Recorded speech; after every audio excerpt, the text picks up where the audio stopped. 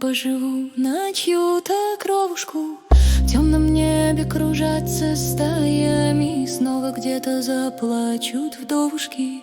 Видно, сеча была немалая, на поляне в лесу под горкою, чья рука час назад заставила их пойти на расправу скорую.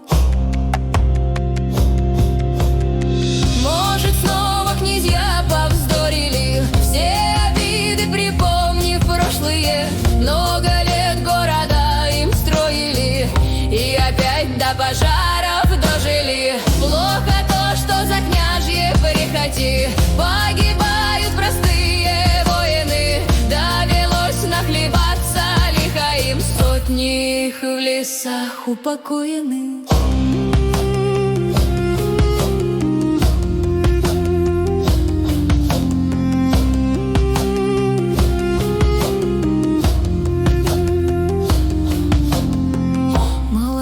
Бойцы старые, кто с мечом, кто с секирой острою, все лежат в одиночку парами. Ветер кудри легонько трогает, и никто не забрал оружие.